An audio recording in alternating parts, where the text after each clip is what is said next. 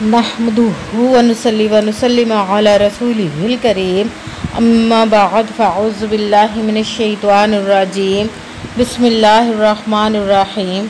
मेरे मुअज़्ज़ज़ सामाईन अकराम, अस्सलामु अलैकुम व रहमतुल्लाहि व बरकातुहू। मैं अपने रब्बे कायनात से ये दुआ करती हूँ कि मेरे जितने भी सुनने वाले हैं, रब्बे कायनात सबको सेहतमंद तंदुरुस्त और लंबी ज़िंदगी अता फ़रमाए। हम सब की हर मुश्किल और परेशानियों तंगदस्तियों में मेरा रब्बे कायनात हमारी मदद अता फ़रमाए। हमें ज़हनी, रूहानी, जिस्मानी अज़ियत और तकलीफ़ और बीमारियों से निजात अता फ़रमाए। हमें ज़हनी और रूहानी सुकून अता फ़रमाए।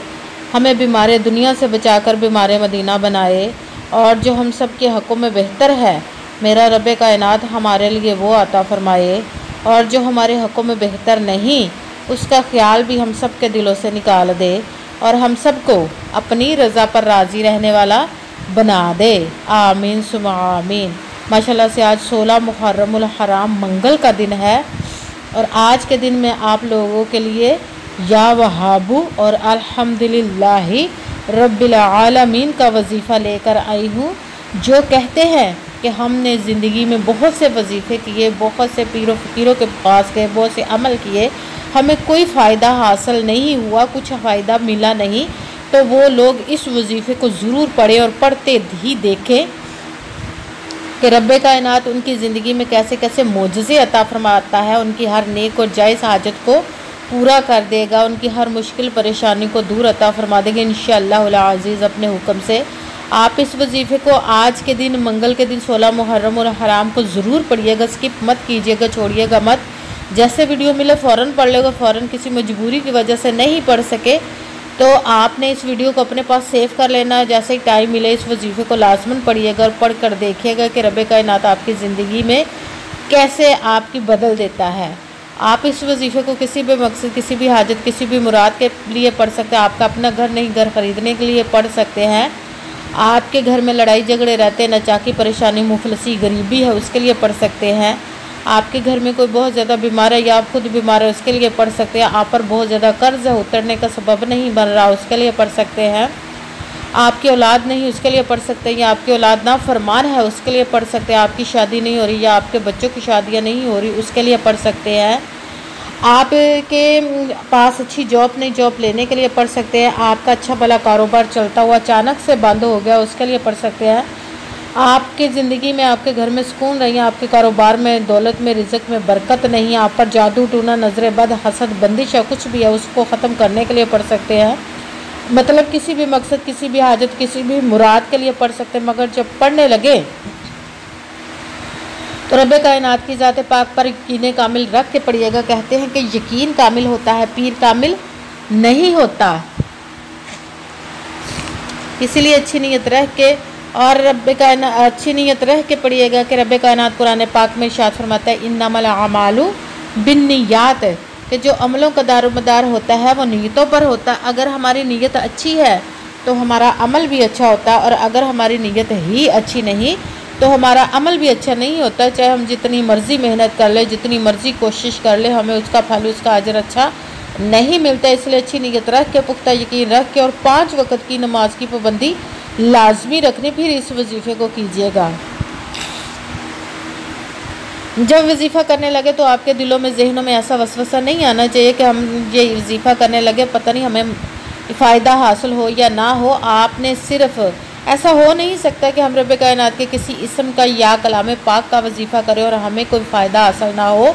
ये हमारे ईमान की कमज़ोरी होती है, जिसकी वजह से हमें नाकामी मिलती है। इसीलिए आपने सिर्फ मेहनत करनी है, उसका फल, उसका अजर देना उस ज़ात पाक का काम, क्योंकि उसकी दस्ते कुदरत से कोई चीज़ बाहर नहीं, उसके कुन कहने की देर है और फ़याकुन हो जाता है।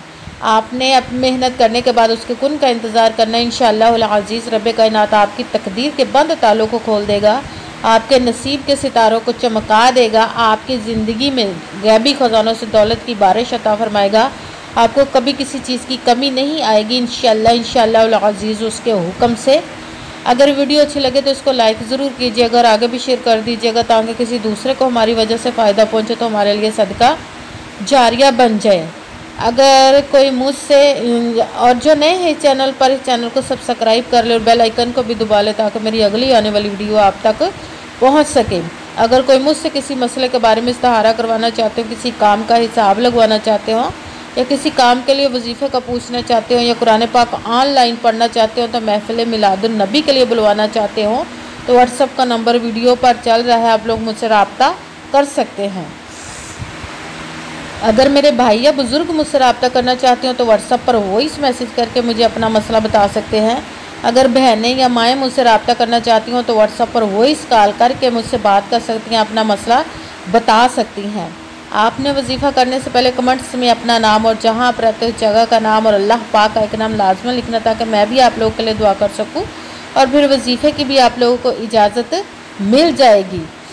आपने पूरी वीडियो को ध्यान के साथ सुन के समझ के फिर वजीफ़े को करना है। ऐसा ना हो कि वीडियो को स्किप कर करके छोड़ के सुने और फिर कोई बात रह जाए और आप वजीफ़ा करो, वो ठीक ना हो।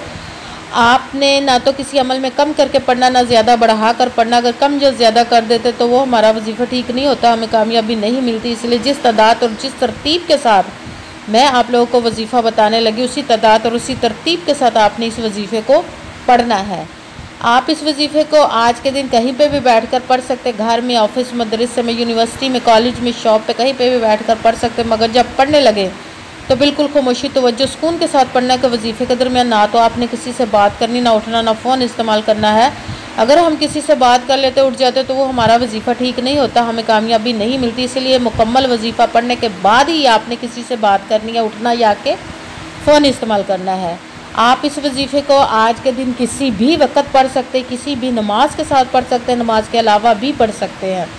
अगर नमाज के साथ पढ़ रहे हैं तो नमाज मुकम्मल पढ़ने के बाद दुआ मांगने के बाद इस अमल को कीजिए। अगर नमाज के अलावा पढ़ रहे तो बावजू होकर ऐसी जगह पर बैठकर पढ़िएगा जहां बिल्कुल खामोशी, तवज्जो, सुकून के साथ इस वजीफ़े को पढ़ सकें। जब आप वजीफ़ा पढ़ने लगे तो सबसे पहले एक मरतबा दुरूद पाक पढ़ना। कोई सा भी दुरूद पाक पढ़ सकते हैं, मगर दुरूद इब्राहिमी जो नमाज में पढ़ा जाता है वो वाला एक मरतबा दुरूद पाक पढ़ ले तो ज़्यादा बेहतर, वरना कोई सा भी पढ़ सकते हैं। जब दुरूद पाक पढ़ लिया तो एक मरतबा आऊज़ु बिल्लाहि मिनश शैतानिर रजीम बिस्मिल्लाहिर रहमानिर रहीम पढ़कर अपने वजीफ़े को शुरू कर देना। पहले नंबर पर जो वजीफ़ा पढ़ना है और अपने मकसद की नीयत कर लेनी जिसके लिए आप वजीफ़ा पढ़ने लगे। फिर पहले नंबर पर जो वजीफ़ा पढ़ना है रब्बे कायनात के एक किस्म का वजीफ़ा पढ़ना, वो है या वहाबू, या वहाबू, या वहाबू, या वहाबू। इसको आपने 11 मरतबा 11 टाइम पढ़ना है। फिर साथ ही दूसरे नंबर वाला वजीफ़ा सूरह फातिहा की आयत का वजीफ़ा पढ़ना है आपने। अल्हम्दुलिल्लाहि रब्बिल आलमीन, अल्हम्दुलिल्लाहि रब्बिल आलमीन, अल्हम्दुलिल्लाहि रब्बिल आलमीन, अल्हम्दुलिल्लाहि रब्बिल आलमीन।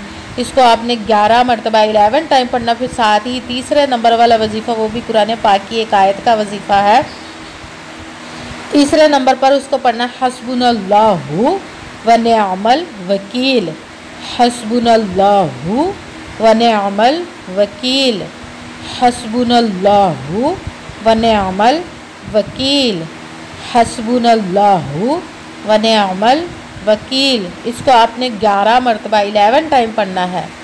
सबसे पहले एक मरतबा दुरूद पाक पढ़ा, फिर एक मरतबा आऊज़ु बिल्लाहि मिनश शैतानिर रजीम बिस्मिल्लाहिर रहमानिर रहीम पढ़कर अपने मकसद की नीयत कर लेने। फिर सबसे पहले नंबर पर जो वजीफ़ा पढ़ना वो है या वहाबू। इसको आपने 11 मरतबा 11 टाइम पढ़ना। फिर साथ दूसरे नंबर वाला वजीफ़ा सूरत फातिहा की आयत अल्हम्दुलिल्लाहि रब्बिल आलमीन। इसको आपने 11 मरतबा 11 टाइम पढ़ना। साथ ही तीसरे नंबर वाला वजीफ़ा हस्बुनल्लाहु व निअमल वकील। इसको भी आपने 11 मरतबा 11 टाइम पढ़ना। फिर वही दुरूद पाक पढ़ना जो दुरूद पाक आपने वजीफ़ा शुरू करने से पहले पढ़ा था। जब दुरूद पाक पढ़ लिया, अब आपका वजीफ़ा मुकम्मल हो गया। अब आपने दोनों हाथों को रब्बे कायनात की बारगाह अक़दस में बुलंद कर लेना। सबसे पहले अपने गुनाहों की बख्शिश की दुआ मांगनी। फिर जिस मकसद जिस हाजत के लिए आपने इस वजीफ़े को किया उसकी खूब दुआ कीजिएगा और दुआओं में मुझे भी याद रखिएगा, मेरे लिए भी दुआ कीजिएगा। जज़ाकल्लाहु खैरा। जिस मकसद जिस हाजत के लिए आपने इस वजीफ़े को किया, रब्बे कायनात अपने हुक्म से, अपने प्यारे महबूब के सदका से, अपने कलाम पाक इसमें मुबारक के सदक़े, उस प्यारे प्यारे माह मुबारक मुहर्रमुल हराम और शोहदा करबला के सदक़े आपकी तमाम नेक और जायज़ हाजात को कबूल व मंजूर अता फ़रमाए अपने हुक्म से। आमीन सुम्मा आमीन। अस्सलामु अलैकुम व रहमतुल्लाहि व बरकातुहू।